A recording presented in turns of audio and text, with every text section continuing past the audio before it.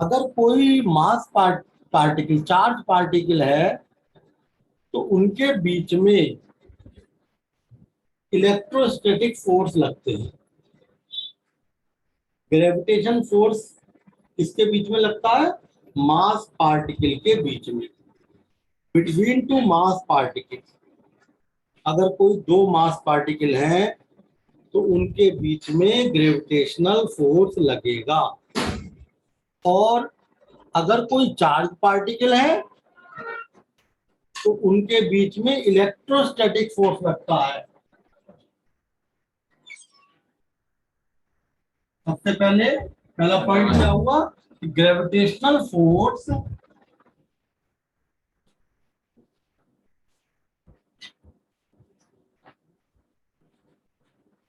Act between mass particle while electrostatic force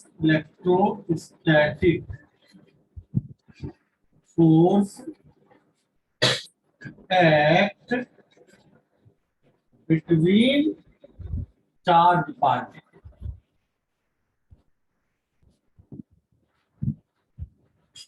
gravitational force जो है वो किसके बीच में लगता है? मास पार्टिकल्स के बीच में लगता है। अगर मास पार्टिकल हैं तो उनके बीच में ग्रेविटेशनल फोर्स लगेगा। और अगर चार्ज पार्टिकल है तो उनके बीच में इलेक्ट्रोस्टैटिक फोर्स लगेगा। इसका मतलब what is force of gravitational force? आपसे पूछ लिया ये 1 मार्क्स में, source of gravitational force is, gravitational force जो है उसका सोर्स क्या है? Is mass object. Mass object जो है वो इसका सोर्स है, ग्रेविटेशनल फोर्स। दूसरी बात, ग्रेविटेशनल फोर्स जो है वो बहुत वीक होता है। नेचर में बहुत सारे फोर्स मिले हैं जिनमें ग्रेविटेशनल फोर्स वीकेस्ट फोर्स है। अभी जब तक मैं इसको फोटो खींच के भेज दूं, ग्रेविटेशनल फोर्स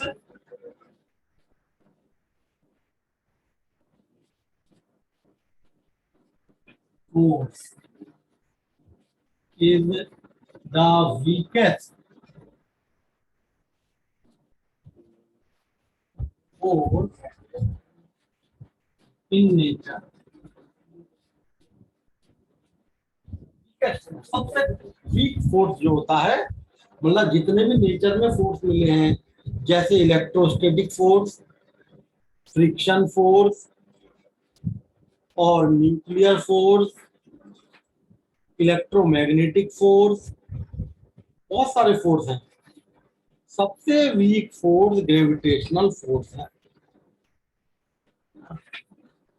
तो एक तो मास पार्टिकल के बीच में वर्क करता है और एक ग्रेविटेशनल फोर्स वीकेस्ट फोर्स है नेचर में।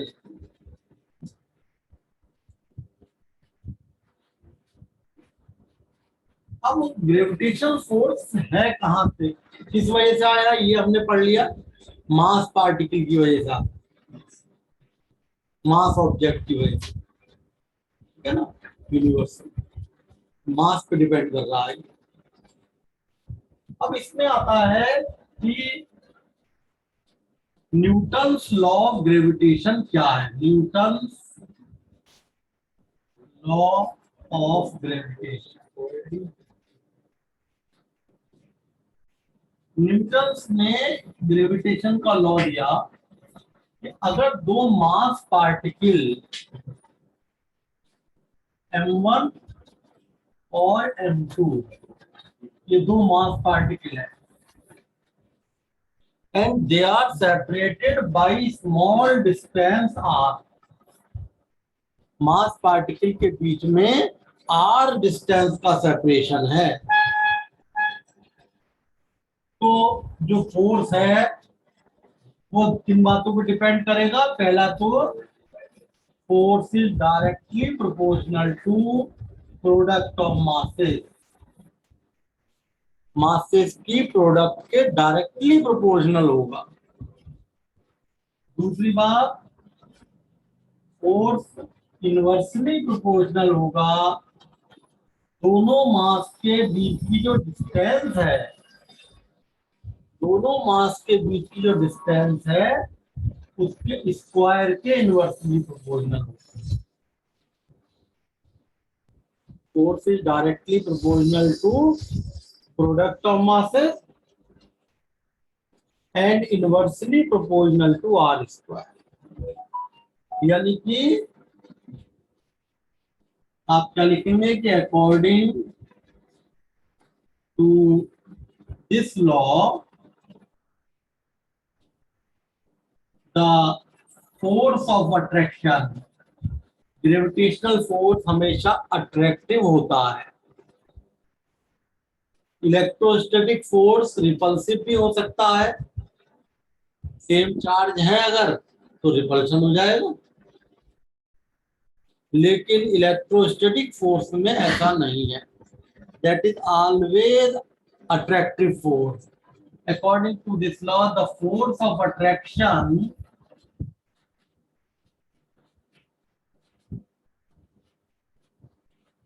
between two masses is directly proportional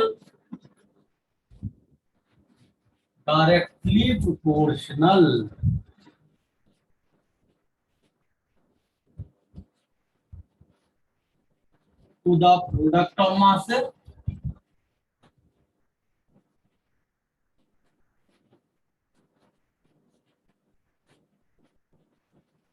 liner F directly proportional to M1 M2 and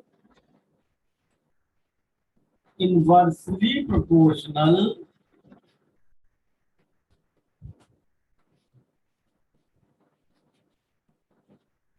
किसके इनवर्सली प्रोपोर्शनल है? स्क्वायर के, डिस्टेंस के स्क्वायर के inversely proportional to the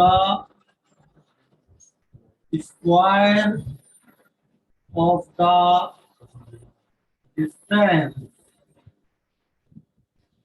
between masses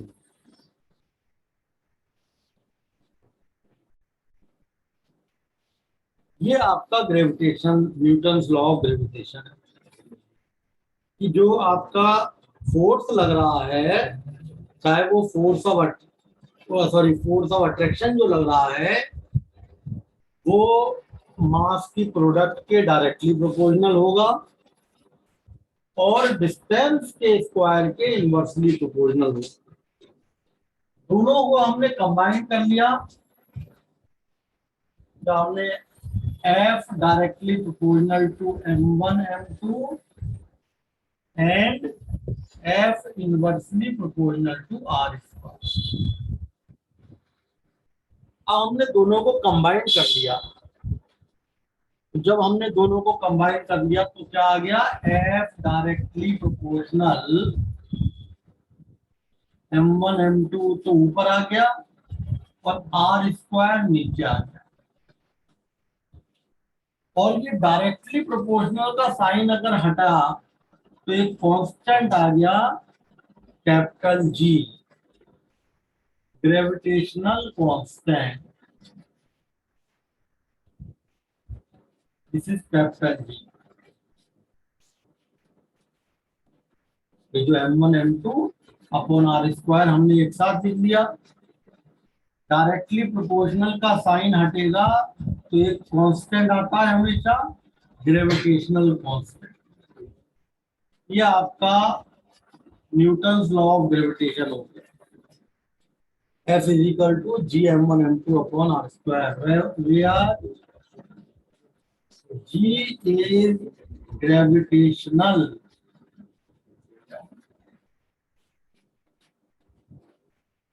constant जी जो है वो क्या है, ग्रेविटेशनल कांस्टेंट है।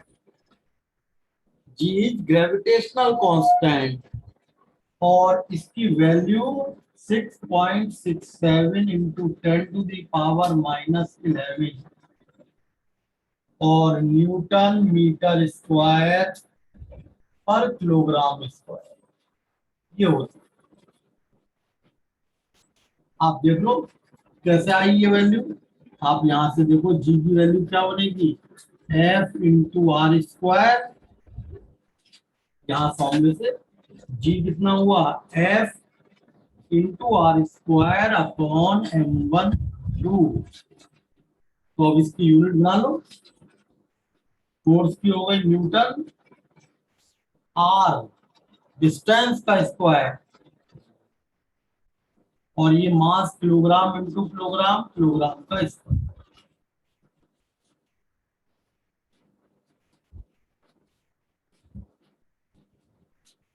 ये इसकी वैल्यू होती है ग्रेविटेशनल कांस्टेंट।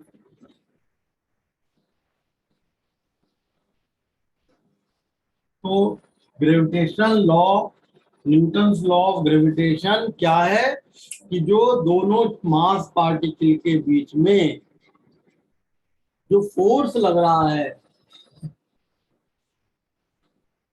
फोर्स लग रहा है वो डायरेक्टली प्रोपोर्शनल है मासेस की प्रोडक्ट के, and that force is inversely proportional to R square. आपने दोनों को कंबाइन कर लिया, इस डायरेक्टली प्रोपोर्शनल की जगह एक कांस्टेंट आ गया, उसको कहते हैं ग्रेविटेशनल कांस्टेंट कैपिटल जी, और उसकी value 6.67 into 10⁻⁻11 newton metre square पर किलोग्राम स्क्वायर। ये हमने, अब इसके ऊपर क्वेश्चन कैसे बन सकता है, जैसे हमने क्वेश्चन बना दिया, two identical masses when two identical masses when placed at a distance experiences a force of 20 Newton. दो आइडेंटिकल मास जब किसी डिस्टेंस पे रखे हो तो उनमें 20 न्यूटन का फोर्स लगता है। What will be the force या new force if one of the mass is made double। अगर एक मास को हम डबल कर दें, एंड सेपरेशन बिटवीन देम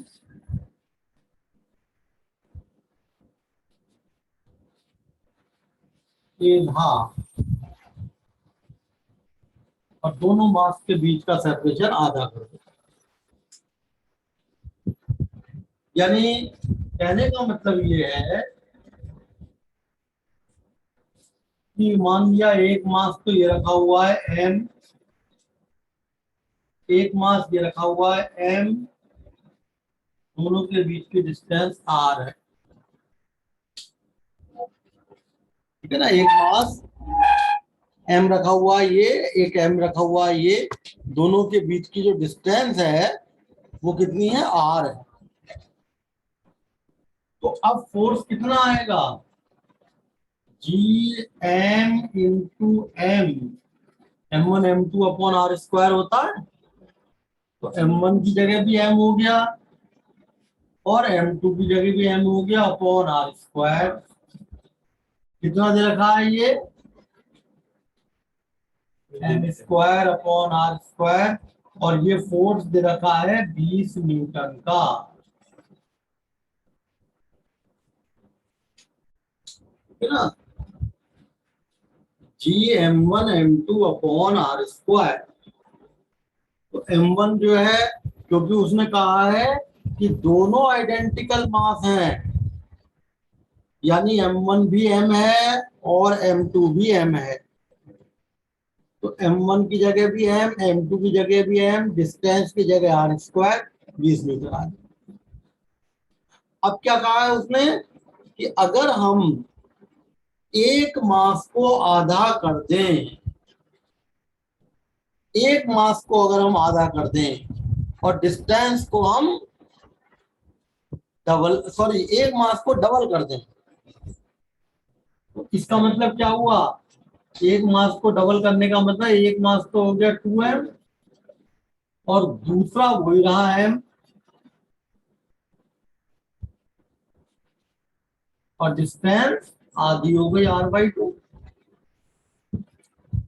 बताइए भाई, एक मास जो है उसको हम डबल कर दें, तो एक को तो हमने m वाले को 2m कर दिया, दूसरे को ऐसे ही छोड़ दिया, डिस्टेंस को आधा कर दिया, f डैश जी m1 m2, तो m1 की जगह तो 2m और m2 की जगह m, और डिस्टेंस r/2 का स्क्वायर।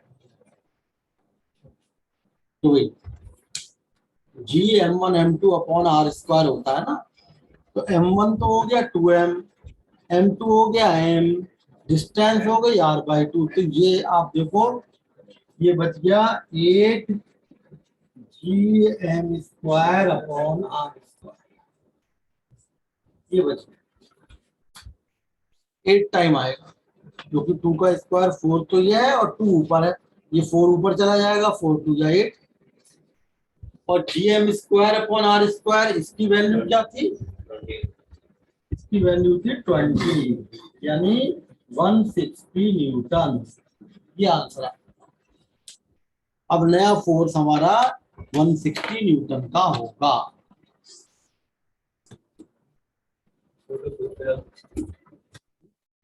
एक मिनट।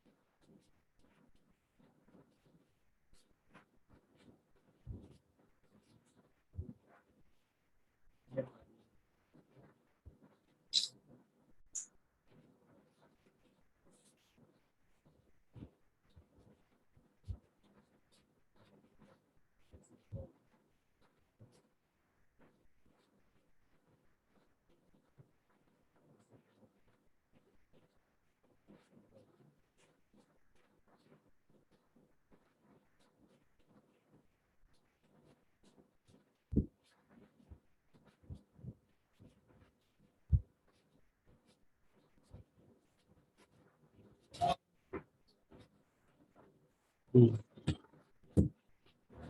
मैंने फोटो डाल दिया कि उससे होता ना।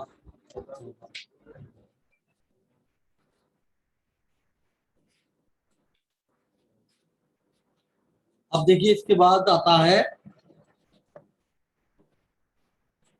फोटो भेज दी है,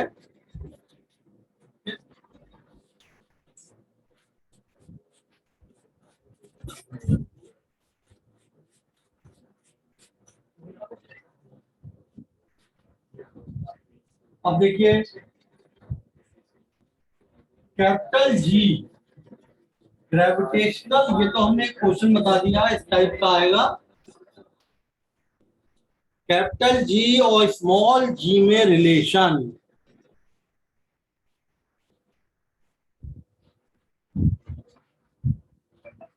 relation between small ji and capital G. Small g आपको पता है acceleration due to gravity. Small g जो है एक्सीलरेशन ड्यू टू ग्रेविटी है, और कैपिटल जी ग्रेविटेशनल कांस्टेंट है। इसमें रिलेशन देखो, हमने क्या माना, हमने सपोज किया ये हमारे पास अर्थ है स्फेरिकल शेप,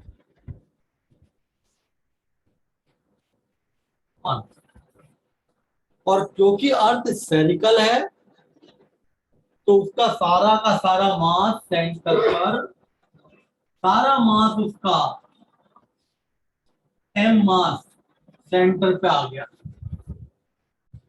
कोई भी स्फेरिकल बॉडी हो तो उसका सारा मास जो है वो सेंटर पर आ जाता है। तो ये ये अर्थ है स्फेरिकल शेप में, ये सारा मास सेंटर पे एक्यूमुलेट है capital M. Mass of earth को हम कैपिटल एम से रिप्रेजेंट करेंगे और अर्थ की रेडियस को हम कैपिटल आर से रिप्रेजेंट करेंगे। Consider capital M mass of earth, capital R radius of earth. अब हमने ये माना कि कोई भी mass particle small M mass earth की सरफेस पे रखा है। जैसे आप अर्थ के ऊपर बैठे हो या खड़े हो तो आप स्मॉल एम मास हो गए। Any object of mass small M is placed over earth, like you या any other object. M mass की बॉडी यहाँ अर्थ की सरफेस पे रखी है, तो क्या होगा? एक तो देखो ये कैपिटल एम है, ये क्या है capital M? What is capital M? What is capital M? Mass of earth centre पर एक्यूमुलेट होगा। स्फीयर है, स्फीयर का सारा मास सेंटर पर होता है, and this is small M mass object. तो क्या इन दोनों मास के बीच में एक ग्रेविटेशनल फोर्स नहीं लगेगा? ये दो मास ऑब्जेक्ट होगा, एक तो अर्थ हो गई और एक ये स्मॉल एम मास का ऑब्जेक्ट हो गया, ठीक है ना? तो कंसीडर ए मास ऑब्जेक्ट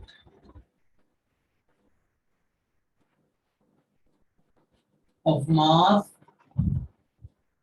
या ऐसे लिख लो, an object of mass small m is placed over earth surface, अर्थ की सरफेस के ऊपर रखा हुआ है। इट एक्सपीरियंसेस, अब क्या होगा भाई? क्या इसके ऊपर फोर्स नहीं लगेगा? ये तो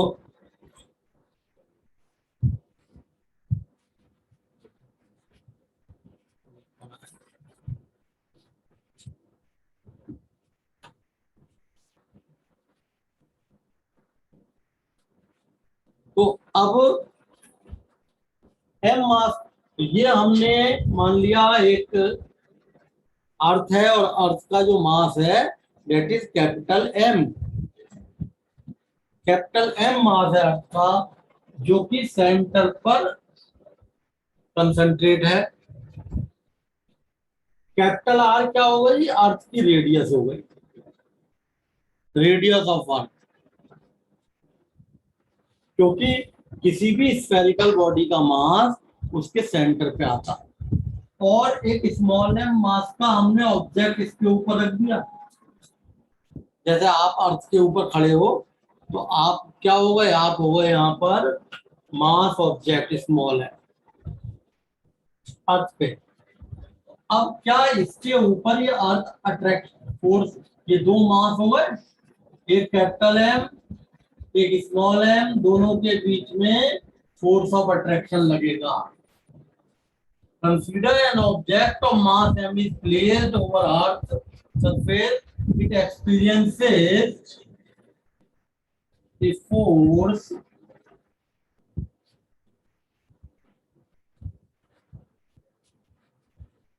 क्या होगा भाई, G m1 m2। अब m1 जो है, m1 हो गया कैपिटल एम, m2 हो गया स्मॉल एम, और डिस्टेंस का स्क्वायर, इतना फोर्स लगा। जो इन दोनों के बीच में फोर्स लगेगा, एक तो अर्थ हो गई कैपिटल एम मास की, एक ये मास ऑब्जेक्ट हो गया जो कि अर्थ के ऊपर लाई कर रहा है। दोनों के बीच में फोर्स लग रहा है G capital M small m upon m1 की जगह कैपिटल एम, m2 की जगह स्मॉल एम, डिस्टेंस हो गई आर स्क्वायर। ये फोर्स जो है ये अर्थ ने लगाया बॉडी पे। This is force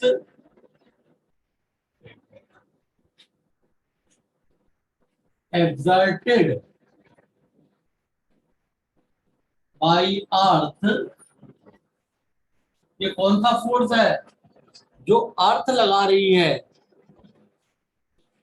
this is force exerted by earth on mass m। यही तो फोर्स लगा रही है, अर्थ जो लगा रही है फोर्स। और जो अर्थ फोर्स लगाती है, खींचती है जितने फोर्स से, उसी को वेट कहते हैं। वेट क्या है? जितने फोर्स से, हाँ जितने फोर्स से ऑब्जेक्ट खींच रहा है, अर्थ खींच रही है, वो आपका वेट है। तो ये आप देखो यहाँ पर क्या हो रहा है, यहाँ पर इस स्मॉल एम मास की बॉडी को ये अर्थ कितने फोर्स से खींच रही है? स्मॉल एम मास की बॉडी को ये अर्थ अपनी तरफ खींच रही है, कितने फोर्स से? G capital M small m upon are square. और ये फोर्स क्या कहलाता है? जिस फोर्स से कोई अर्थ अपनी तरफ खींचती है किसी बॉडी को, जिस फोर्स से अर्थ अपनी तरफ किसी बॉडी को खींचती है, जैसे इस मास को अर्थ ने अपनी तरफ खींचा, तो ये जिस फोर्स से खींचा, उस फोर्स को क्या कहते हैं हम? वेट ऑफ द बॉडी, ठीक है ना। वही वेट का मतलब क्या होता है? वेट का मतलब कि इतने फोर्स से अर्थ बॉडी को अपनी तरफ खींच रही है। तो अब exerted by earth on mass m and called weight mg of the body।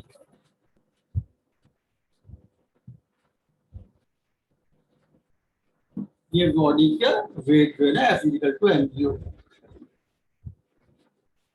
तो हमारे पास ये जो है अर्थ है, अर्थ का जो मास है कैपिटल एम है, लेकिन सेंटर पे एक्यूमुलेट है, सेंटर पे एक्यूमुलेट है सारा मास।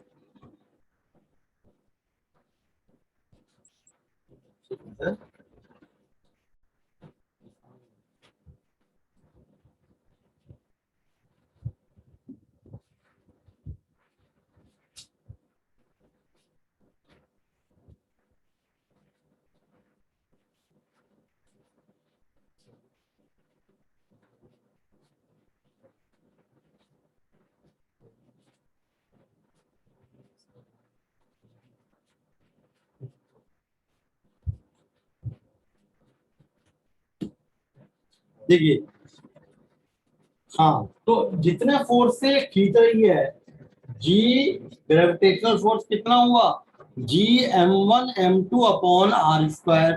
तो m1 की जगह तो हो गया अर्थ का मास कैपिटल एम, m2 की जगह हो गया ऑब्जेक्ट का मास स्मॉल m/r²।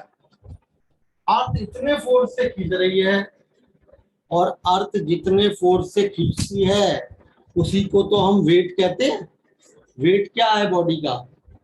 बॉडी के वेट का मतलब क्या है कि अर्थ जितने फोर्स से बॉडी को अपनी तरफ खींच रही है, तो इसलिए हमने कहा एंड फॉर वेट, यानी कि mg को हम किसके बराबर रखते हैं, G capital M small m/r²। M से एम कैंसिल हो गया, और स्मॉल जी की वैल्यू आ गई जी कैपिटल m/r²।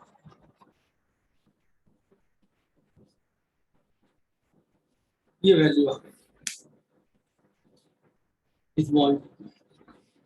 स्मॉल जी और कैपिटल जी में रिलेशन आ गया।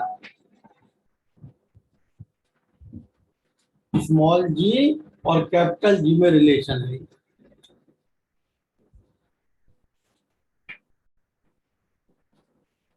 This is relation between small ji and capital ji,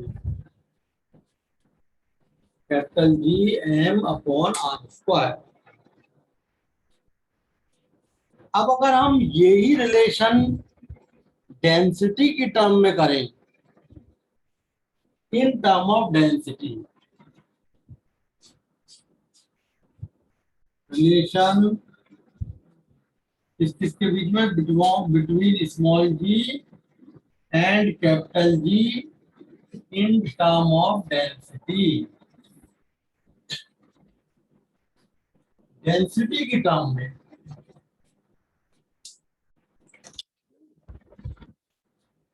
relation small G capital G में एक तो ये आ गया, लेकिन इस रिलेशन में आप देखो मास भी आ रहा है।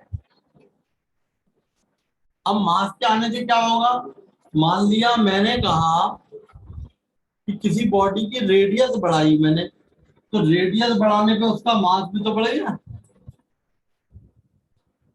अगर रेडियस बढ़ाई तो मास बढ़ा, इसका मतलब mass is not a constant. अब हम क्या कर रहे हैं, डेंसिटी की टर्म में क्या करेंगे, देखो ये जो मास है, इस मास को क्या लिखते हैं, वॉल्यूम इनटू डेंसिटी। ये जो ऊपर डेरिवेशन आया था ना एम, एम की जगह हमने पुट कर दिया mass is equal to volume into density. तो आपको पता ही है, मास वॉल्यूम इनटू डेंसिटी। अब यहां पर वॉल्यूम क्या ले, इसका वॉल्यूम लोगे,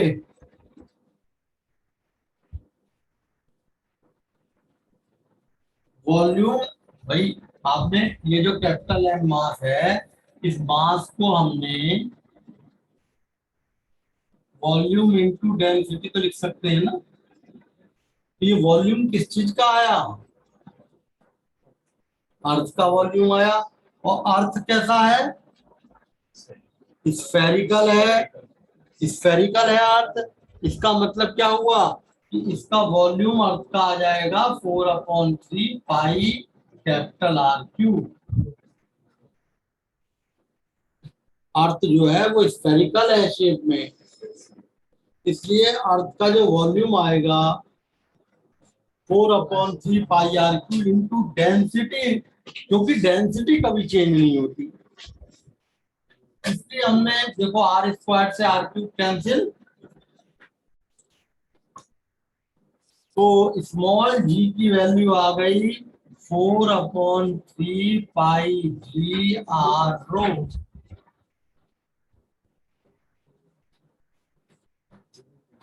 ये देखिए ये वैल्यू आ गई स्मॉल की।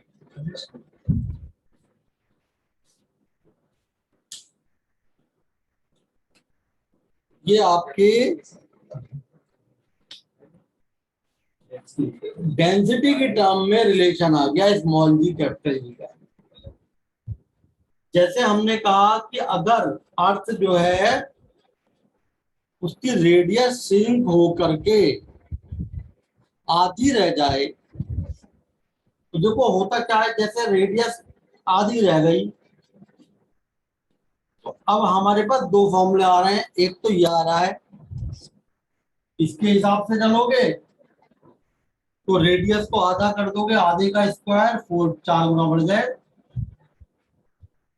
अगर हम इसके हिसाब से चलें और रेडियस को हाफ करें तो हाफ आर का स्क्वायर 1/4 4 गुना बढ़ गया।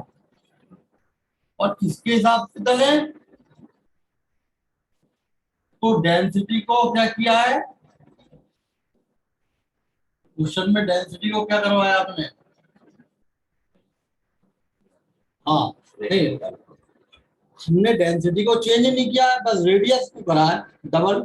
तो जब रेडियस को डबल किया डेंसिटी पे तो कोई फर्क ही नहीं पड़ेगा। Density does not depend upon mass and volume, density तो कांस्टेंट रहती है। तो रेडियस अगर डबल कर दी तो जी जी कितना हो गया, डायरेक्टली प्रोपोर्शनल टू आर आ गया। डेंसिटी तो हमेशा कांस्टेंट रहती है, चाहे आप पानी एक बूंद लो, एक कप लो या एक बाल्टी लो, डेंसिटी सबकी सेम रहेगी। ये इसका मतलब, यानी इसका मतलब क्या हुआ कि G is equal to capital G upon are square, और मास, मास की जगह क्या रखा तुमने, volume into density. Volume 4/3 pi capital R cube, density rho. ये देखो आर की पावर क्यूब से आर स्क्वायर कैंसिल हो गया, 4/3 पाई जी आर रो। अब वो जो ग्रेविटी है वो किस पे डिपेंड कर रही है, एक तो हाँ अर्थ की रेडियस या डिस्टेंस पे, और एक डिपेंड कर रही है, ये क्या है,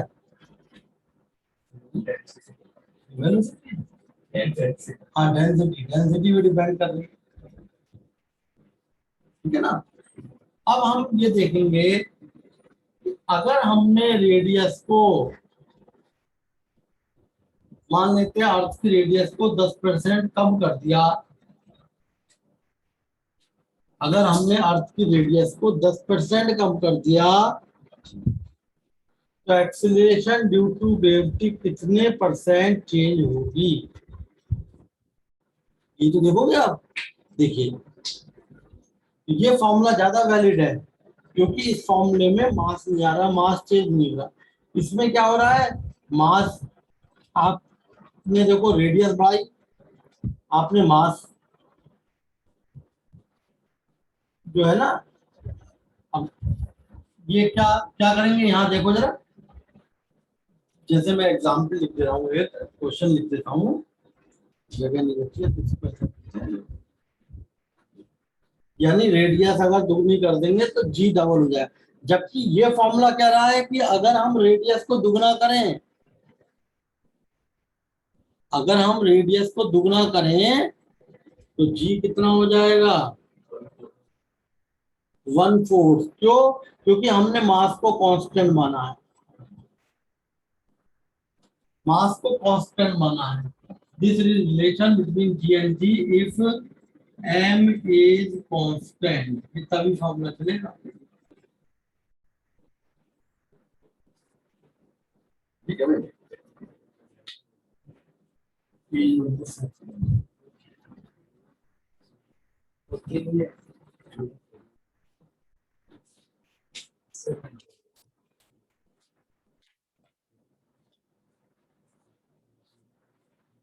तो एक्चुअल जो फॉर्मूला है हमारा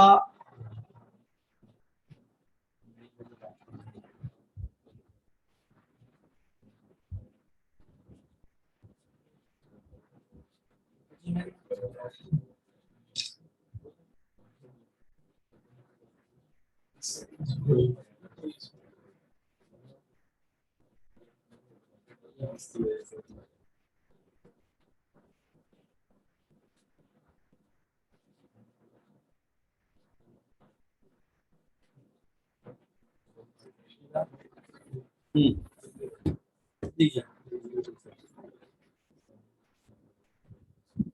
यानी अगर हम आपसे क्वेश्चन में कहें कि रेडियस को दूना कर दें तो जी पे क्या फर्क पड़ेगा, कौन सा फॉर्मूला यूज करोगे? तो भाई जैसे हमारा क्वेश्चन में आ गया, if radius of earth shrink by 40%, अर्थ की रेडियस 40% श्रिंक हो गई, radius of earth shrink by 40%, by what percent? It's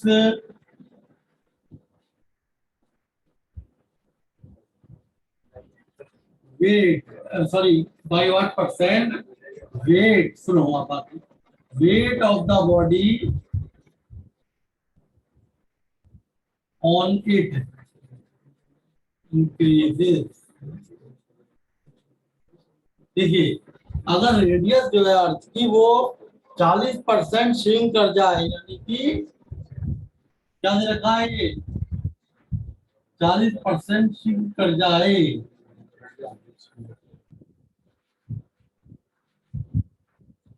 इसका 40% श्रिंक कर जाए तो इसका मतलब कैसे निकलेगा ये कि डेल्टा आर,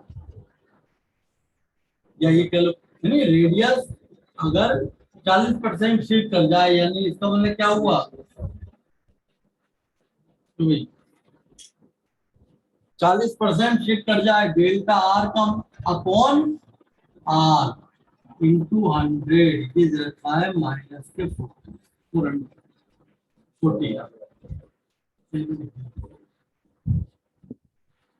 ठीक है भाई, यानी कि रेडियस श्रिंक करी है, delta R upon R is equal to 50 upon 100।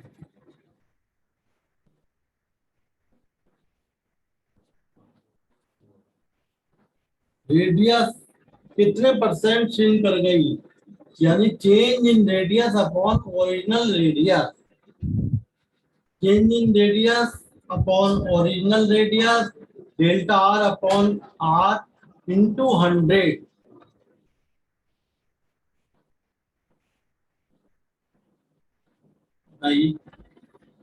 आगे डेल्टा आर अपॉन आर, अब क्या पूछा है, वेट बॉडी का, तो वेट तो ग्रेविटी पे डिपेंड करता है,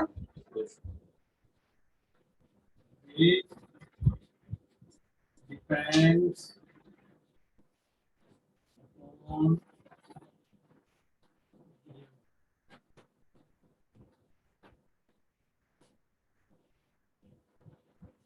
और ग्रेविटी का क्या फॉर्मूला होता था, जी डैश इक्वल टू जी, तो ग्रेविटी जो है वेट किस पर डिपेंड कर रहा है, ग्रेविटी पे, तो हम ये देखें ग्रेविटी कितने परसेंट चेंज हुई, क्या फॉर्मूला था ग्रेविटी का, g is equal to G M upon are square, और मास की जगह रखा था volume into density upon are square, तो ये आ गया 4/3 पाई जी आर, या रो आर,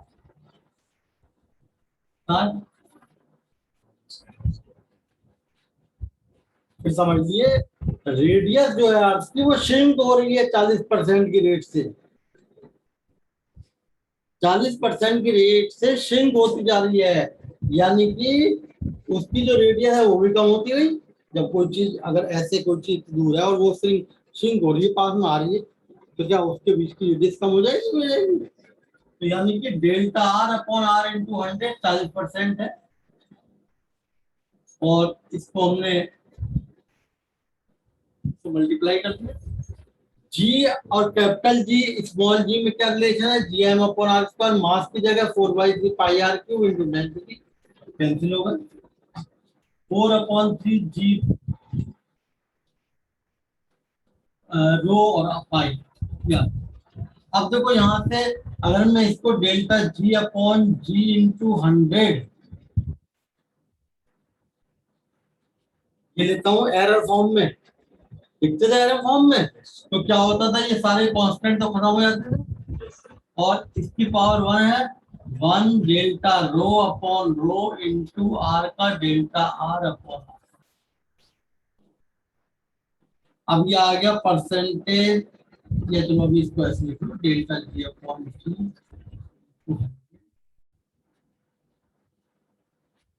हाँ भाई डेल्टा रो अपॉन रो,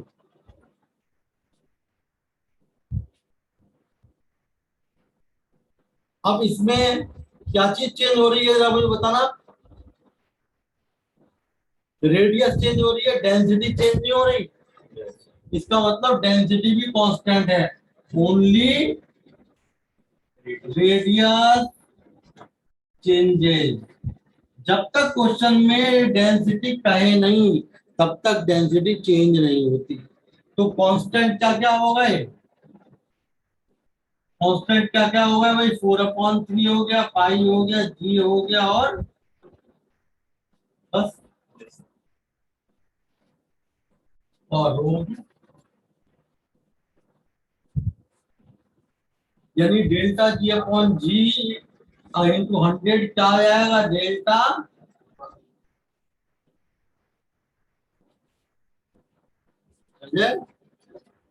और delta R upon R radius है, आपने रेडियस को स्मॉल आर से रिप्रेजेंट किया है, इससे कोई फर्क नहीं पड़ता। यहाँ पे कितनी वैल्यू आई जरा रखना, delta R upon R into 100 कितनी है,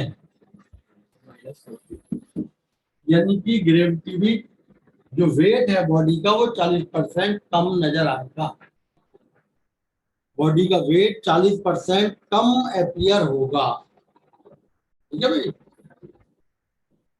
तो ये मैंने बता दिया।